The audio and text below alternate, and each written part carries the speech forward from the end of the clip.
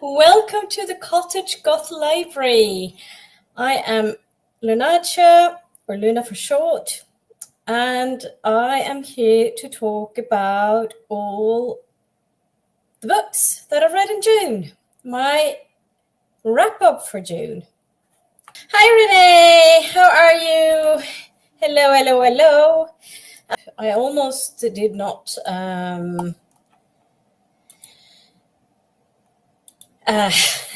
go live today because I'm so tired, extremely tired. But yeah. Anywho, hi Hermie, how are you doing? How are you? Hello, we'll watch back when I can, but I want to boop the like and say hi for now. Hello, it's good to see you. What I can say, I'm just going to talk a little bit about the stats first. So I read 9 books in June, and I'm super happy about that because this year is like the year of reading slowly, you know. So I am not going to read like loads and loads. But I wanted to read, like, if I strive to kind of black out the bingo board. So I read, of course, all of them were like LGBTQ plus. And I read 3 fantasy books, 2 children's books, 2 young adult, 2 contemporary, 1 middle grade. It's just 1 short story. That doesn't make sense to me. 1 science fiction, romance 1, manga 1, horror 1, and graphic novel 1. So yeah, and I read 8 in English and 1 in Norwegian. So for the bingo board, my own prompt was going to be Norwegian. We are going to just go into the books. So the first book I read in June was Kysset som fikk snø til å smelte, or The Kiss That Made the Snow Melt. And this was a really short and sweet read for me, short and sweet. And it was published in 1991, so it'll be like the 1990s. And of course, my own prompt was Norwegian, and it crossed that off as well. So that was like the 3 main things. And also I could cross off borrow because I borrowed it from the library. Hi Kathy, how are you? Good to see you. So Kathy, for those who doesn't know, is like the main host for QueerLit Readathon, and yeah, good to see you. So I'm trying to figure out this thing here, and Renee read a Norwegian book, but not the one I planned to. Well, that happens. And Livia is here as well. Hi, Livia. Good to see you. And good to hear that you are doing good. And Renee read 11 books. And everybody's saying hello to each other, which is always super nice. But yeah. So this story is basically about a young boy, and he gets a new neighbor, and he realizes that he is in love with his neighbor, who is also a boy, but he can't really tell anyone. He doesn't feel like he can tell anyone. So it's like, and I think it's very typical for the 1990s that it was very hard to come out as gay. And I know that Trithardt, who wrote this book, he was also gay. And I read at least one other book by Trithardt, and I've also been fortunate enough to meet him once. Super sweet. He was super sweet. Unfortunately, he passed away, so no more books from him, but I would love to probably read more books by him if I can find them. And then my second read was the manga, so I could cross off the manga of the bingo board. And I find it hard to say what this book or this manga was about, because this was manga. And for the very life of me, I struggle with manga. I always struggle with manga. I don't know why, but I do. And it felt like all they did in this manga was to eat. So they went to like a market and ate food, or they made food at home and ate, and they ate food to celebrate, and they ate food and they ate food. And there are these two boys and their roommates. And it's very clear there's something between them. So you kind of, there's like really, really subtle hints throughout the story that there's something between them. But you kind of really understand it at the end, which it's not like a spoiler, because I don't know, I don't think there's nothing really going on in this book, I think. Kathy says that I know I'm hungry, lol. I just had dinner, so fortunately I'm full and not hungry. And there's also recipes in this book. And Renee says I don't read much manga either. Well, I've tried manga before. I've read Death Note, and that was okay, but other mangas I've tried, no, not for me. And Kathy's very happy that people are taking part in QueerLit Readathon. Of course, yes. I also am very happy. I can't believe this has been like round 15. 15! So my first round was round 5, so that means this is the 11th time I'm doing like QueerLit Readathon. And it's my favorite readathon, so if I don't do any other readathons during the year, I always make sure to set aside time to do QueerLit Readathon. And even like just the week-long one in December, I try to read at least some. And so happy that it is your favorite. Well, it is. And I'm very happy it is too. I don't know. It's something, because it embraces diversity, not just LGBTQ+, but also other things. And that's another thing I really like. It's like it's more diverse, and it makes me read like, I mean, I read LGBTQ+ the whole year, but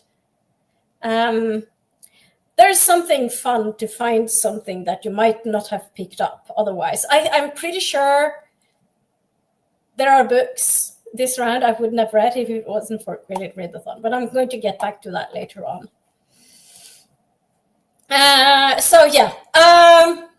This was probably the least favorite of mine for this month, to be honest with you. If you know me, you will know that I don't rate books, so none of the books are rated. And then I read The Oleander's Sword, which is the second book in a trilogy, the Burning Kingdoms trilogy. And I read the first one a good while ago. I read the first one a couple of years back. It's called The Jasmine Throne, and it's the third book by the author that I've read. I read the first book in a duology, but I must admit I didn't like that. As it was okay. It was an okay read. But this trilogy, at least the two first books, I really, really liked. And this was, of course, would tick off starts with the letter O and also continued. So, no, I finally have a bingo. So I have the bottom row bingo. And yeah, I bought, so I first got the first book as an ebook when it was published a couple of years ago. And then I got the whole trilogy when I was in Gothenburg, physically, the physical books, when I was in Gothenburg with my friend, and we visited the science fiction bookshop there. And I was like thinking, like, I really want this. So of course, I must admit that they were probably more expensive than if I bought them online or anything. But then I also support that lovely bookshop.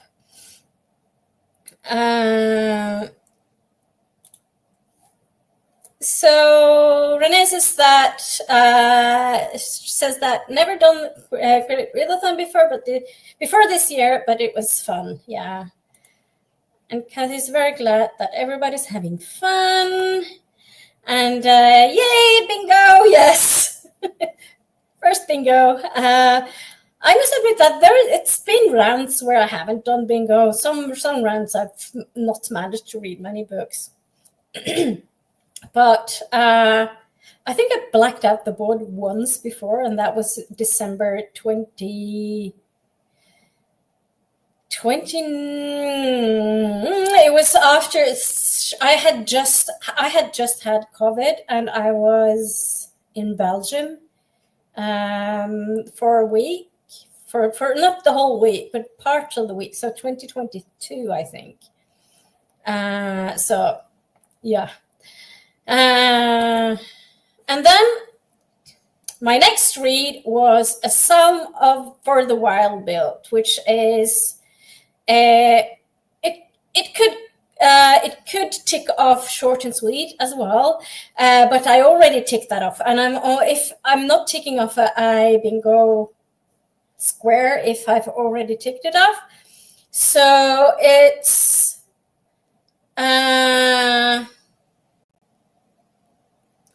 ticking off outside because it was set outside. And this is a duology. So this is the first book in a duology called A Monk and Robot, or Monk and Robot, and written by Becky Chambers. And Becky can't speak.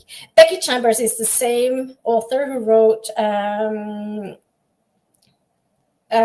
Long Way to a Small Angry Planet, that I read ages ago and also absolutely loved, but for some reason I haven't read any other books by Becky Chambers up until now. And I've just ordered, so there's a sale on ARC, so I just ordered the second book because this was such a sweet and cozy science fiction read. I absolutely loved it. So there's this, so the main character is non-binary, and they're a monk, and then they're not super happy with their life, so they set out on this journey and meet a robot. And the robots have artificial intelligence, so they're turned intelligent, and they pretty much become friends. And it's such a sweet and heartwarming story, and I just loved it so much. So this, of course, just ticked off the outside then. But that's fine. And then I picked up a graphic novel for plus-size main character. And it's can you say an anti-superhero story, maybe? So the main character in this book is the daughter of Starfire, who is from another planet. They live on Earth, and the mom is called Starfire, that is a superhero. And the daughter, whose name currently escapes me because I have a memory as a goldfish, or probably worse than a goldfish.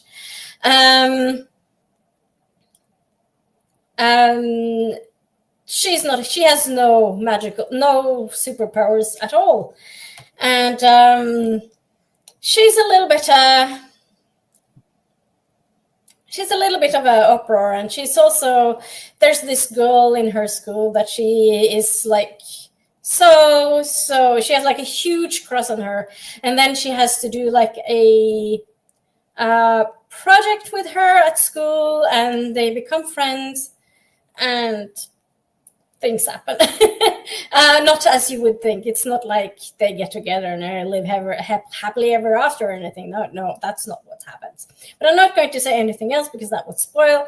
This was a good story. It's good. I've read Mariko Tamaki story before. It's the same author who made Laura Dean Keeps Breaking Up With Me, which is another graphic novel for young adults. And that's probably one that I liked better than this. Also LGBTQ+. But I enjoyed this as well. And then it was like closing in at the end of the month. So I was thinking, okay, I really need to hurry up and get some other things read, because I was currently reading a book that I was struggling with, and I'm coming back to that book later. But I was thinking, okay, I really need to read something that is short and that takes not a lot of time. And I was like frantically looking through Libby, and I found So Devin Wore a Skirt, which is a picture book. And this is such a sweet picture book about this boy. Kathy says, I have definitely played the what is short that I can add last minute game. Yeah, this was definitely it for me. This and the next one as well. And Renee says, yep, I think a short book game is known to all of us. It really is. And this book is such a sweet read, I think. So Devin, so they are going to celebrate his grandfather's birthday. And they're kind of getting ready, and Devin is like, oh, I don't know what to wear. Nothing. It's like, it's hot, and I don't want to wear anything. And then he sees his sister's skirt laying there, and it's so beautiful, and he puts it up and feels fantastic. And then the sister comes in and is like, oh, what will the grown-ups say? What will the adults say if they see you in the skirt? And he's like, oh, yeah, what will they say? So instead of using it as a skirt, he pretends it's a cape, and he puts on like his ninja suit, lots of layers, and goes out, and it's like a ninja sort of thing, like dressed up. And then, of course, it's super hot. So he keeps just taking things off, and in the end, he ends up. So this is spoilery. I'm sorry, it's going to be spoilery, but it's a picture book, so it's okay, in my opinion. So he puts on the skirt, and then the grand there, it's like dances around and feels really great, and then everybody stops looking at him. They're looking at him, and everybody stops what they're doing. It's all silent. And then the grandfather says something about, like, oh, I'm just going to say, you have such cool dance moves. And everybody starts dancing. So I thought it was so sweet and such a happy read. And I just thought it was so lovely to see that it had like a happy ending. We need books like this, I think. I think that also that you have a kid who is a person of color. I think that's also really important, because it's accepting and more diverse, I think. And Renee finished June with a comic book, which is excellent. Nothing wrong with that.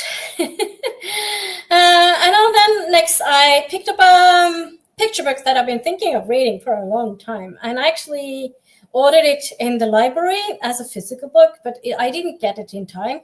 So I read it as an e-picture book. And this is Julian is a Mermaid by Jessica Love. This has actually also been translated into Norwegian, which I think is great. I just love that Julian is a mermaid. It has a Norwegian translation. It's called Julian er en havfrue, if I remember correctly. And this is also like a really lovely story about a small boy who's with his grandmother, and they're on the underground, and they see these women, like these mermaids, and then he's like, oh, but I want to be a mermaid. So I think it's kind of then like goes into like more like a gender identity curiosity thing. And I think it's really good. And this is actually a banned book. Did I remember to say what I ticked off for this? This is a one-time author. So I ticked it off for one-time author and 2025 release. I forgot to say that about Devin. But yes, that's a 2025 release as well. And then I actually had another bingo as a diagonal one. So that's cool. And then this one, which is a banned book. So that didn't make much difference. And Renee says that heard about Julian, never read it. It's really sweet. I think most libraries will have it in Norwegian, but very few libraries have it in English, unfortunately, if you want to read it in English, like I wanted to. So I was very pleased with this, but as you can see, there's like 4 squares left. We're getting close at the end of the month, and I was really struggling with the book I read. So I tried to race through Summer Boys, which ticks off. It would actually tick off one-time author, but I've already ticked that off. But alliteration, and small town queers. And this is supposed to be a fantasy horror book, and I definitely saw those elements. And there's these 2 boys, they grew up together, they were like best friends, but it's kind of, they never said they're more than friends, but they have this really, really special bond. And of course, the main character says he's straight, but it's very clear that he's not. It doesn't take very long before you understand that he is not straight. Of course, he's not straight. And then Edward, which is the friend, he passes away, and this is like before the book starts, so he's already passed away, and it kind of haunts the main character, whose name I has actually for some reason forgotten. And the main character also is really, really he's kind of sure that this was not an accident, or this. There's also talk about Edward that he had taken his own life, but he's like, no, he was killed. And he's like very set on this, and he makes it into his mission to try to figure this out and try to see if he can find out what actually happened. And this with this, I actually had another bingo, which is outside short and sweet and alliterations and 1990s. So another bingo. And then, of course, I only have 1 book left, which will cross off the 2 last squares. And I then blacked out the board, which is the group read, which was by an Australian author. And this is a book I would never have picked up had it not been the group read. First of all, getting my hands on it. I try not to buy too many books at the moment because money and all that things. And getting this. It was not in any library, but I managed to get it on Kobo eventually. And I was super happy that I managed to get it on Kobo. And I'm sorry it's about the challenge of finding the group read for you. Yeah, but this is often the thing, because I live in a country where English is not it's not our native language. Not everybody speaks English.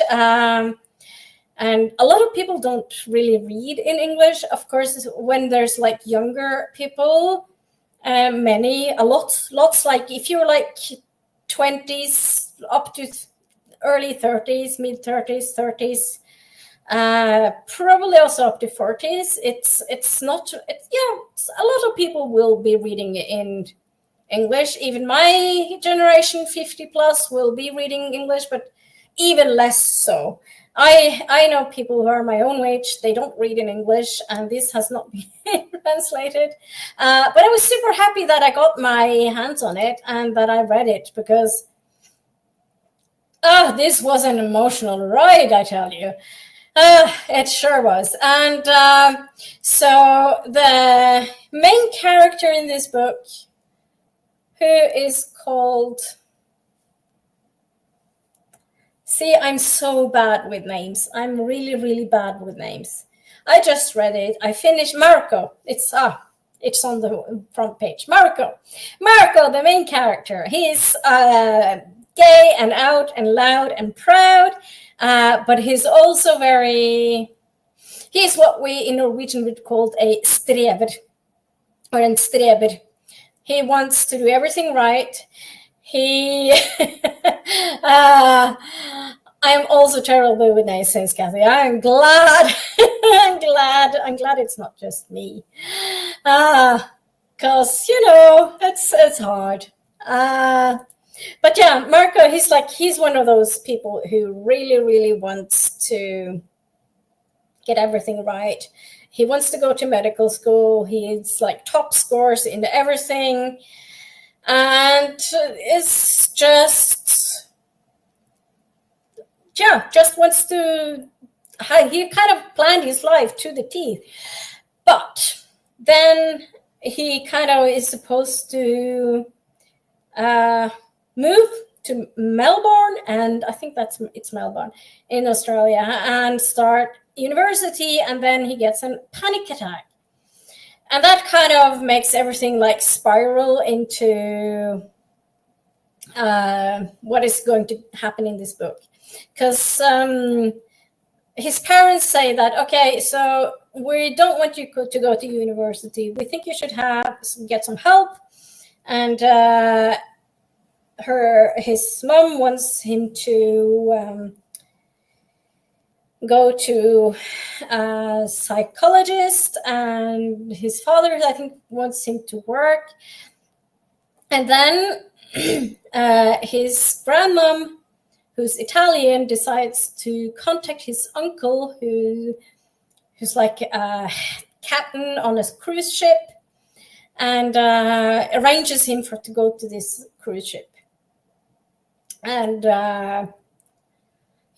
Mark also has like this best friend who's also on a cruise ship, like a dancer on a cruise ship. And he was like, I imagine if it was my cruise ship, but of course it's not.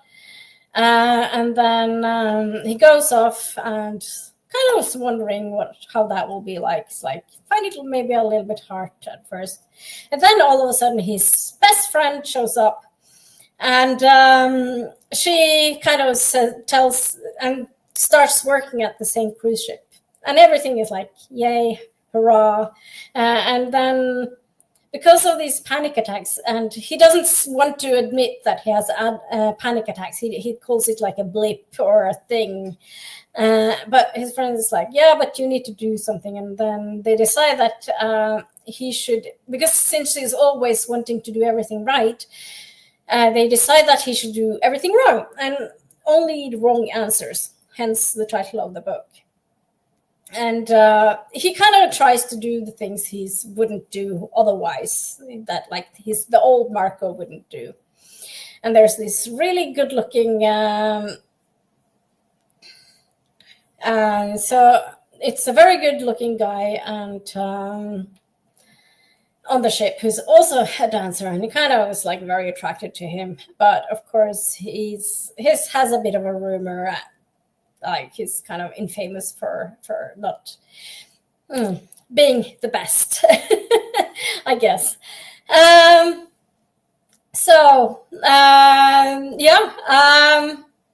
Things happen. Things are not always as they seem. And this is like a book. It's not only about like finding yourself and kind of maybe trying to figure out who you are and what you want to do, but it's also about friendship, about falling in love, and all those things. Renee says, I found the book on Storytel. Yeah, I don't have, which is the audiobook app I use. Yeah, I don't have Storytel. It's pretty pricey. It's very expensive. So I tend to do, for audiobooks, I tend to use Libby or BookBites. But BookBites is a terrible app. It's a terrible app. It's for Norwegian. It's a library app for Norwegian books, but it's not very good. And Christina is here. Hi, Christina. How are you? And there's a reminder to hydrate, feed yourself, check the laundry, take meds, stretch. Ooh. And show some love to the like button. Also make sure to sub and ring that bell so that you hopefully get notified. Yeah. Yeah, YouTube can be not so great with that. That's for sure. And Renee says hi to Christina. And yeah, so that was all the books that I read in June. I blacked out the board. Hopefully low. Yes. So that was all the books. And I blacked out the board again. I'm so pleased. So how did you do? I know, I already know that Kathy, she read a lot of books. Lo and behold, it was 22 books, I think, if I remember correctly. So I'm going to, let's see, Kathy.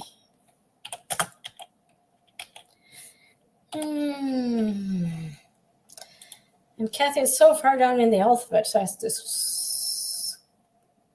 not that long. I keep thinking last name. So, and share. So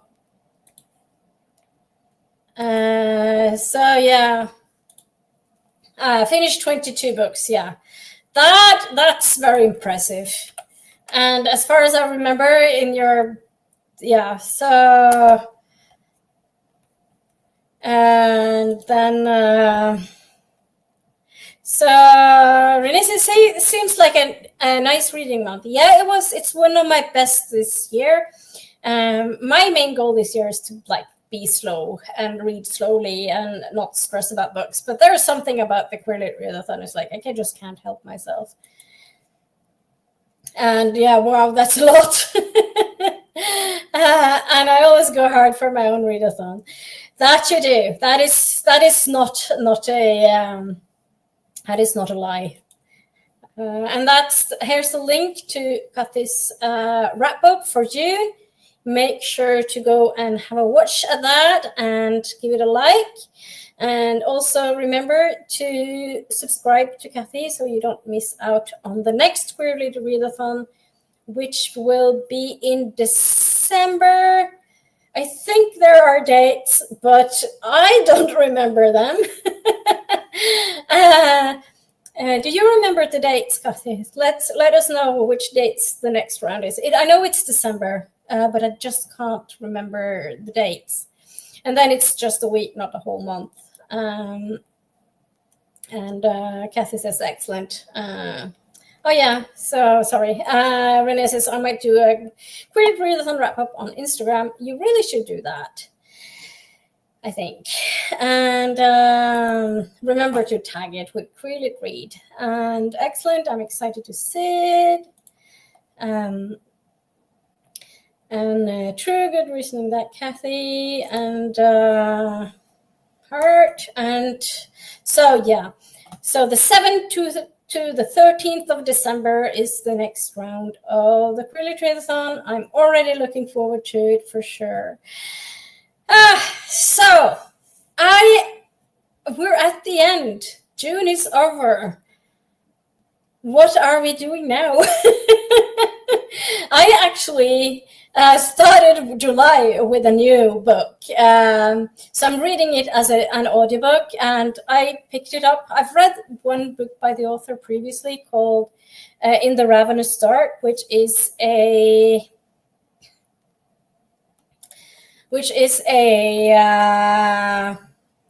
dark fantasy with a pan main character, and I was searching for books with pan main characters, and this book came up, and it's another by the same author, and of course I don't know how it's like yet, because I don't know how much I've read yet, but I started it last night. And I was like, yeah, I'm just going to start it. And then lo and behold, all of a sudden the time had flown, and I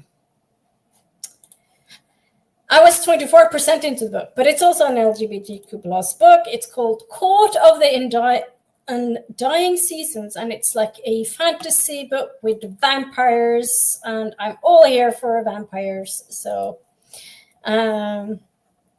I might read more. And that's also important, I think.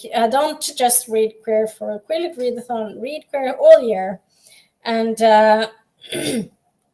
as Kathy says here, don't forget, read queer all year.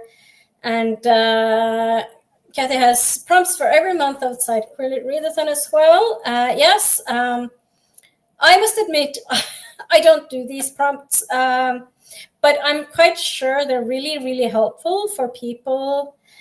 I think it's really good for people who kind of struggles and need inspiration. But I read quite a lot of queer lit the whole year. I'm just going to have a look at my 2025 so far for the LGBTQ plus. So I am surprised, because normally I'm quite high on the queer reads. And it seems like only a third of the books I've read so far this year is queer, which is slightly surprising. I thought it was more, actually. So outside of the QueerLit Readathon, it says that the only queer book is Moth Eater that I read in January? No, February. But it's very hard to know. And I guess that's another discussion for another time. So Renee says I finished Trestle the Emerald Sea today. Cool. Also doing Wing Witch King by Stephanie Burgess. Oh, right. I think we have this in the library. I was thinking of reading it. I've read some other Stephanie Burgess books. The Regency Dragon series. Like, there's 2 books out so far, and they're really cute, cozy fantasy. Have BR to do. I read queer books monthly. So many great queer books out there, that's for sure. Some folks, it's me. I'm folks, like, props for fun. Yeah, absolutely. And I get it. I absolutely get it. But I'm too much of an emotional reader to do it too much outside of the readathon. So I'm sticking to the 2 times a year that I'm doing the prompts, and then maybe one or 2 more readathons, depending on. But I'm trying not to be too set. And for your interest, if you want to binge a series, David Fenn has a trilogy finished. Lots of queerness. Okay. And Stephanie Berg is the most amazing author. She seems like a nice person as well. Anyway, I actually need to end it here. I know it's not like a super long live stream, but I just wanted to sum up my reads.